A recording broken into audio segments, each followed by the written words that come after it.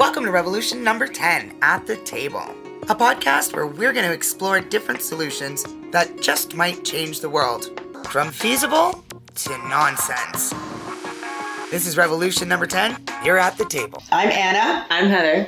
Today we're here at the table to discuss something that become more and more obvious to me in the last 18 months. Right. 18 months, a little bit before COVID. So I did start to indulge in the Real Housewives of Cheshire. These women who drink so much, all the time, have very little control over their emotional reactions to things when they're drinking. How drunk could you possibly be? Right. And then I realized they're not just drinking. They're on various anti-anxiety medications. Right. Whatever they're on, some kind of opioid. And that's why they get so fucked up when they're drinking. And that's why they're so emotionally volatile. They're going out of their head. They don't know what they're doing. And we would not put up with that level of intoxication on any illegal substance. This is the real opioid crisis. Interesting. Because way before Oxy hit the streets, way before our heroin junkies turned to fentanyl, people were already on these pills in the mainstream. Yeah. And it was accepted because it's normalized.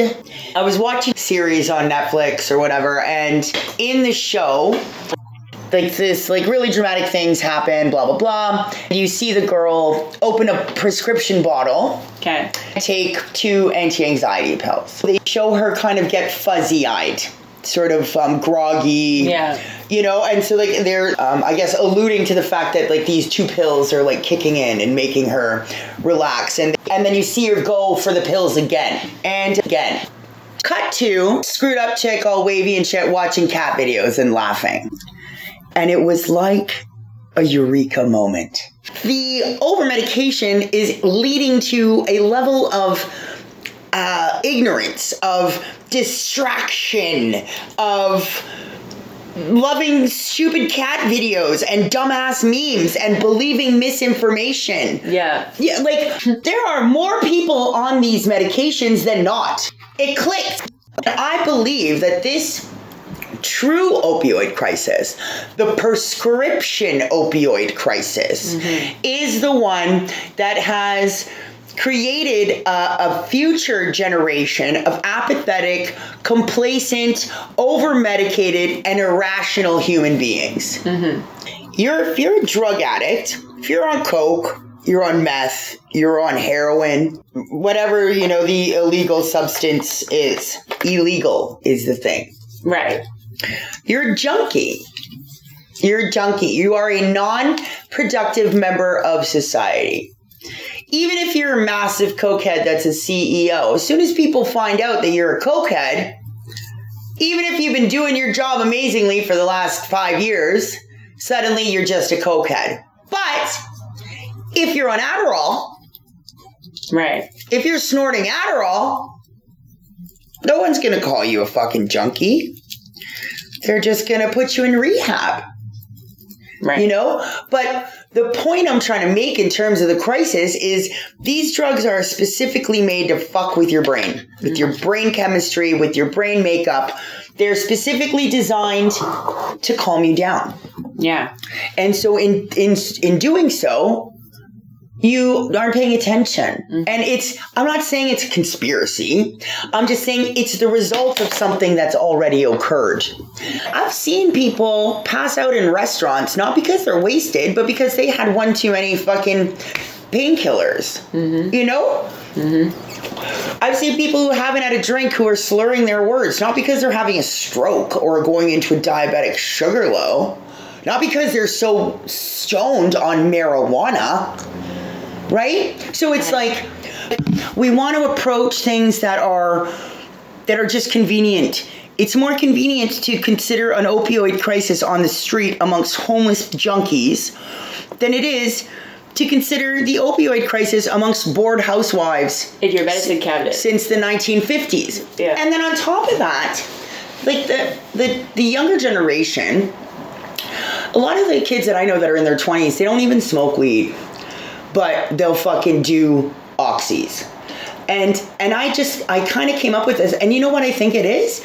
Because when they were 13, 14, 15, when I could find acid and weed in the mall, they could find oxys and Valiums and Adderall in their parents' medicine cabinet. In my hometown, Oxycontin was a very popular drug. And it was like, there was a problem in our town. Like, you for sure knew of that. Someone. It was there. Right. And it's a small town. It's like, how the fuck did it get here? This isn't like up Well, north. how? It's prescribed. Exactly. It's a crazier question of how did heroin get to a place like that, right? Like, but it does. But it does. Yeah, but It does. but I don't question how oxy gets places because it's easier to get than heroin. Yeah. It's easier to get a prescription from your doctor. Well, what's fucked up is in the States, the opposite is true. Because medicine is so expensive, people turn to heroin as a painkiller because it's cheaper than oxy and fentanyl and that kind of shit. Isn't that nuts? Where you're turning your population into drug addicts because you won't provide them with the painkillers they need at an affordable price? Wow. But that's not the point. There is no solution in this conversation. It's just something I wanted to talk about because one of my biggest goals for myself is to not be a fucking hypocrite. And in so far as doing that, I noticed the hypocrisy of adults as a child. So I have been pointing it out from the get. I've only gotten better recently in living by example, so not being a hypocrite myself, because really we all think we're not hypocrites. I'm gonna fucking eat 3 oxys in the morning and 3 at night, and then point at the guy on the corner and be like, look at that junkie. Right? That's a hypocrite. You're being a hypocrite. Because although your dependency may be on the same or different things, your level of dependency is still there. So to whitewash prescription addicts, prescription opioid crises, is merely normalizing the use of these drugs to numb our intelligence along with our pain. You know, it's okay because we don't have to worry about the people who have chosen to quote unquote destroy their lives with drugs because they're not functioning and contributing members of society. So we'll just let them rot. But, you know, Joey McCarranston at the office. Joey McCarranston. I don't know. The second. he or she, they, if they leave their pills at home one day, they're raging through the office, crying in the bathroom 1 minute, kicking chairs the next. I've worked with people like that. Yeah.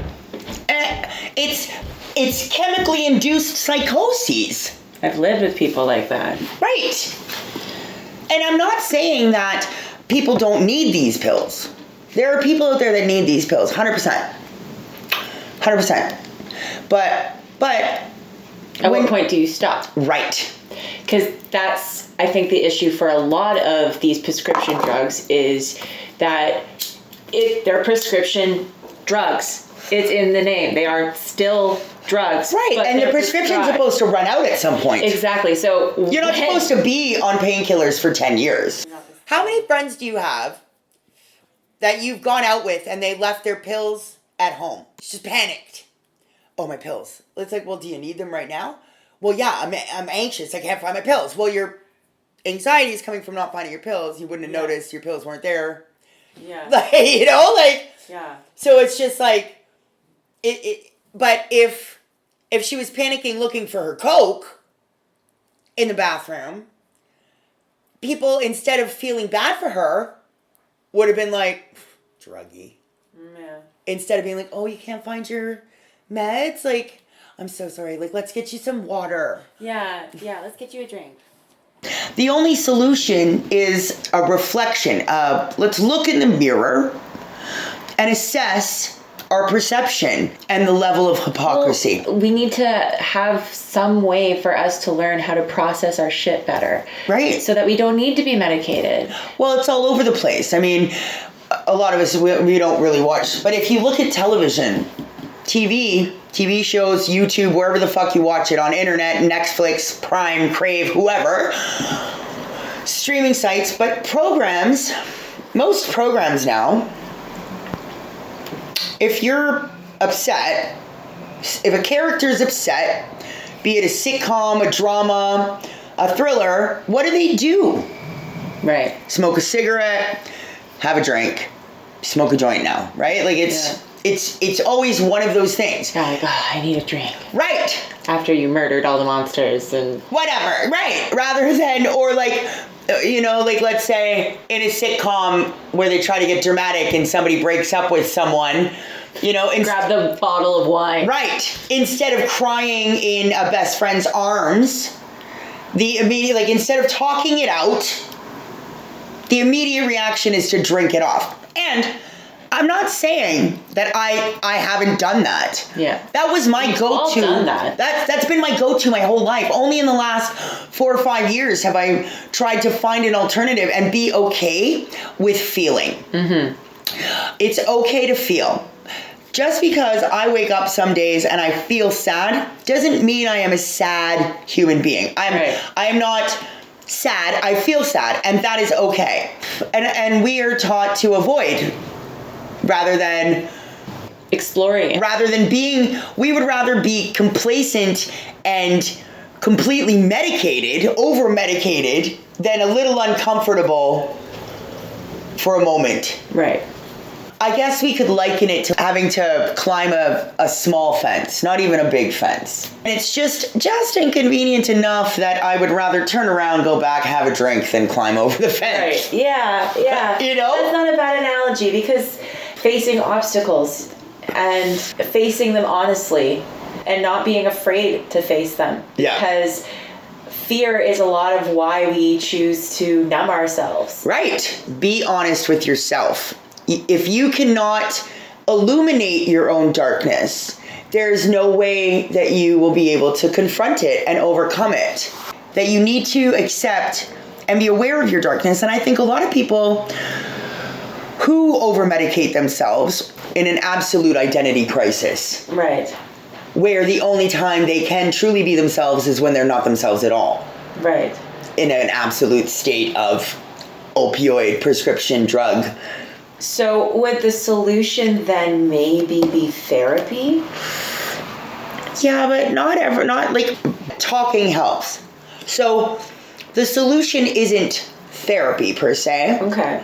The solution is the normalization of uncomfortable conversations with those people around you. We always think we're the only person feeling a thing. Yeah. And we isolate ourselves in thinking that, well, so-and-so is presenting themselves in this manner, so-and-so is presenting themselves in this manner. Like, oh, they're so happy, you know? Their life is so together. Yeah. But little do you know, they're on antidepressants, anti-anxiety, and anti-ADHD medications, right? So so they're just like... The prescription opioid crisis can contribute to the misdiagnoses of a person's happiness level in life. We blame models and magazines for body image. Please don't tell me that it's not relevant in terms of our mental health. How we see ourselves. Right, and we compare ourselves to others. Yeah. Come on, we're all let's talk. Oh, Belle, let's talk. But people are still afraid to talk. It's taboo to be unhappy in your life and want things to change. Because you make a plan, you gotta stick to it. Nobody tells you that life is fluid. And perhaps, you know, people would be better equipped to deal with those bumps in the road if we weren't almost shamed out of admitting we're fucking human and shit's fucking hard. Yeah. Maybe there wouldn't be an opioid crisis if it wasn't so difficult for us to just admit that shit is shit. I don't want to spew my shit on people. So if somebody asks me how I'm doing, I'm not going to be like, well, the last 5 years have been an emotional journey. It was Let me tell you. Yeah.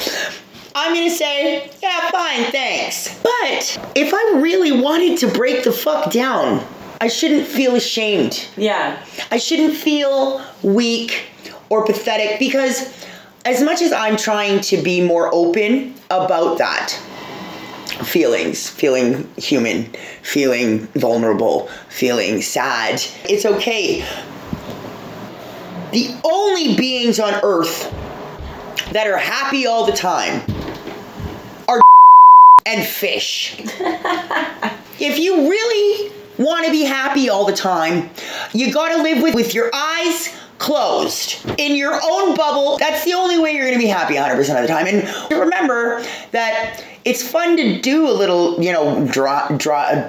I was gonna say driving, but I meant drugs and drinking. I don't know why I combine the two. Driving. It's fun to do anything in moderation. If you want to feel good, feel good. But then if you're doing something that is ultimately unhealthy and counterproductive for the population, the prescription opioid crisis, you got people crashing their cars because they're passing out at the wheel. You've got people who are incapable of doing jobs, whatever job that might be. If you're supposed to be the chief doctor at a hospital and you're up on fentanyl or whatever prescription drug makes you woozy and fall asleep, downers, the oxy, you're not allowed to drink on the job, but you can take certain drugs. It doesn't make sense. These are worse for us than so many other available alternatives. I don't want to say stop doing drugs. I don't want to say don't take prescription medication if you feel you need it. If you can't function in life because you have anxiety, then you need something. I wonder if a sugar pill would do just the same. Like a placebo? Yeah. If you just tell them this is anti-anxiety and it's really nothing. Yeah. In Holland, the term junkie isn't applied to just people who are shooting up heroin and passing out in back alleys. Mm-hmm. The term junkie is given to any person who consumes one thing too much. And I think that's beautiful. Interesting. That if we're going to call a solution at this juncture, the most feasible solution would be normalizing being human. Not pretending that we're all superhuman, not feeling anything all the time. But when it comes into practice, you go to work, you still got to leave your problems at home. If you let me talk about it, instead of sit at my desk, try to withhold my tears while my relative is on their deathbed, or my child was just diagnosed with juvenile diabetes, whatever the causation might be, wouldn't I be more productive if I could say, I just feel like I'm losing my mind, without people looking at you like, and now I'm going to HR. Now you're suspended for 3 days. You look like an asshole because life is happening to you. And so instead, I'm going to snort some fucking Adderall and I'm going to have a Mickey in my purse. And everything's better because Sally McCarrenmeister has her job, but she's slowly losing her mind because of the way that everything's just unfolding. Mm-hmm. So I don't know. We need to start allowing people to feel and be human. The real opioid crisis, the prescription opioid crisis, the solution is to just let Karens and Chads and Susies and Neils feel okay with being human. It's okay if your marriage is failing. It's okay if you don't like your job. If we can talk about it, we can fix it. If you just keep eating your Valium, your kid's gonna do the same. And you're just perpetuating it. Yeah, your kid is going to take pills because that's what they know. They're going to take pills and eat McDonald's instead of having a nice raw, beautiful salad from your own garden.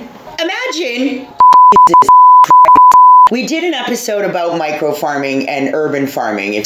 I just thought that the solution to the opioid crisis is fucking gardening. Yes, it's gardening. Right.